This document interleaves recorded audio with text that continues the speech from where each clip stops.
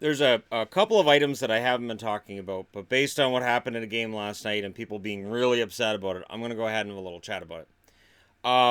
And include another topic in this as well that I see people comment about a lot.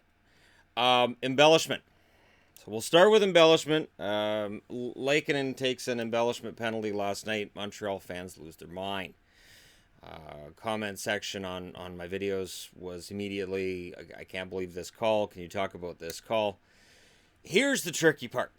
When it comes to penalties and why I don't discuss which one was or wasn't penalties, it's because then that it'll devolve into that's all I'm talking about. And that's not fun, and then it becomes one fan base versus another. More times than not, it'll be one fan base saying, oh yeah, that was a penalty, and the other one going, that wasn't a penalty. And that's just how hockey works. But embellishment for me has always been a problem because you're measuring intent. I did a video last year where I discussed how Kerry Fraser, who was a referee for a long time in the NHL and a respected referee as well, said that referees have a book on guys who embellish, and that book is shared between referees so that if you're working a game, you might know who to watch for, who might make you look bad because he tends to dive a little bit. The problem with that is, again, and I've seen many times where embellishment gets called and I say, wait, what? And then there's other times where it doesn't get called and I'm like, oh, that was a dive. I think the NHL needs to figure this out because for me, embellishment is... I just don't understand it in that you can't measure it. And not only that, but if you're a goaltender and you get interfered with and you fall down, then you're not going to get a goalie or you're going to get the goalie interference call on a replay. Let's say there's a goal and you fall down as soon as somebody touches you. Goalie interference. But if you don't, you fight your way through it. It's not goalie interference and the goal is going to count. So goalies are being encouraged to dive while players are being told, hey, if you dive, we might send you to the box. We might give you a fine and publicly out you. PK Subban being a good example of a guy who every now and then gets outed for diving. But it's not going to stop PK from diving because for a couple of grand and a fine and for the occasional penalty, all the other times he's going to draw the penalty. He's going to draw penalties. And I've seen it where guys draw penalties and they weren't touched. I'm like, wait, he threw his head back. Why? Oh, he threw his head back because the stick got near his face. It didn't actually touch him.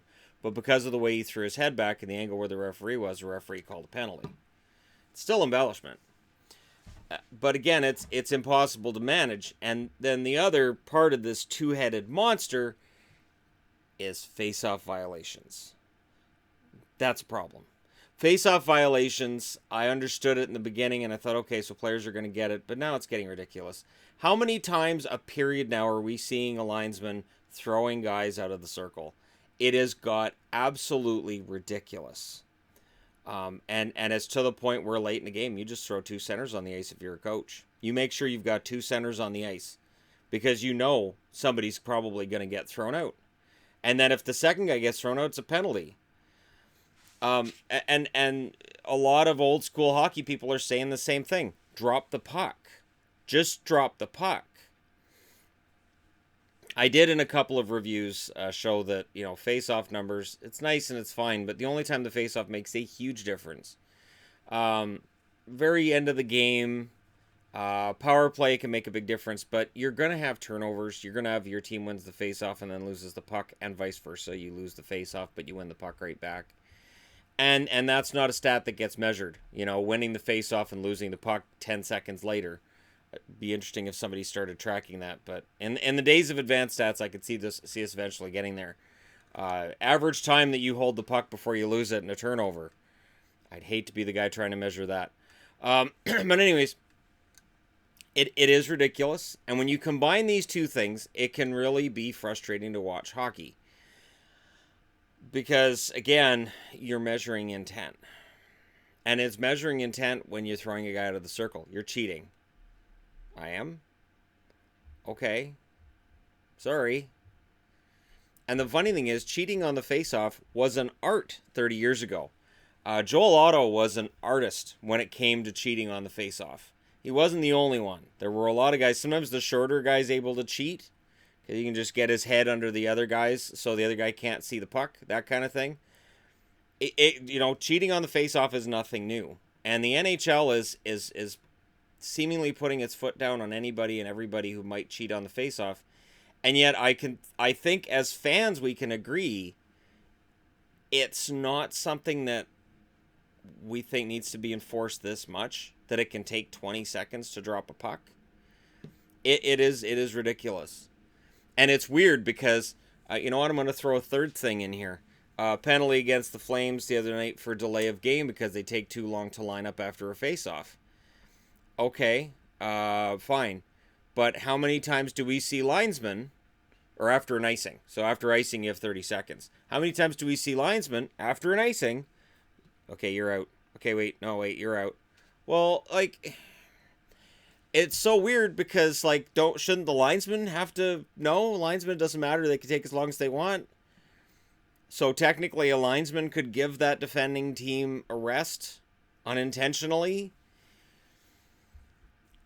It's just one of those things that I really am not understanding the point, in that they don't help the flow of the game. Embellishment, and I've seen instances where a guy gets a tripping call and the guy who got tripped gets embellishment, which I think is usually pretty funny, but it's also frustrating. Because if it's a trip, it's a trip. Who cares if the guy pointed his toes when he went in the water and executed a perfect dive? It's a trip. Right? But, offsetting penalties. It shouldn't be. The guy wouldn't have been diving if he wasn't tripped. And it's this kind of stuff that makes it hard for new fans. Admittedly, new fans. And I do have to start doing there was a request this morning. I do have to start doing a series where, I go through the basics of hockey for fans who are going to come in from Seattle in a couple of years. So, completely in agreement with that. That's fine. I'll title it that way.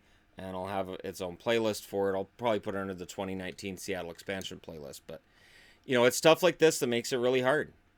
Because you'll see a play and you'll go, well, he was tripped, right? Yeah, but he dove. But he was tripped. Yeah, but it was a dive. But yeah, it's tripping. No. And so for me, I would toss the embellishment call out altogether. I would. Because you already have unsportsmanlike conduct. This is the funny thing. You have embellishment. You already have unsportsmanlike conduct. To me, a guy just diving to the ice and flailing around like a fish, that's not very sportsmanlike. So you can qualify that as unsportsmanlike conduct. In fact, the face-off violation, you could qualify that as unsportsmanlike conduct. I don't know what it is with the NHL needing to put new rule names in and new rules for people. And I agree with people who say, well, maybe icing shouldn't be allowed when you're killing penalties. Agreed. I agree with that. I don't have a problem with the idea that you could not ice the puck while you're killing a penalty. I have no problem with changing that rule. And,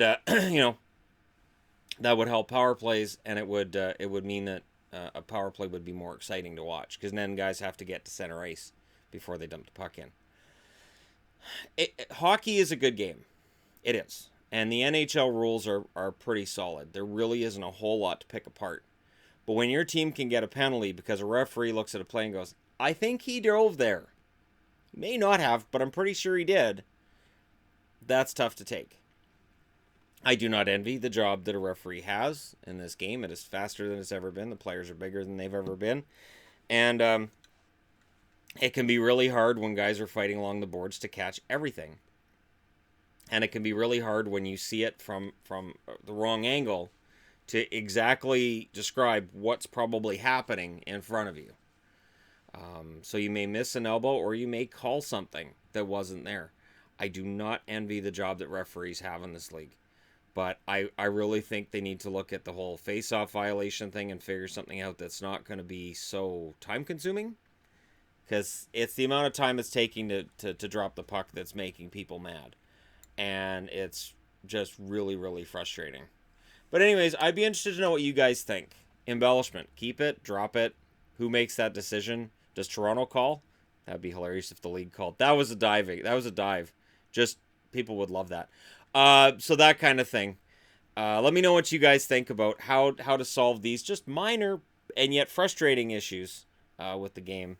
How would you fix it? What would you do? Let me know your thoughts as always in the comment section below. Do not forget to hit like and subscribe if you're browsing your way through. You just happened upon this video. And thank you guys so much for watching. I'll talk to you again soon.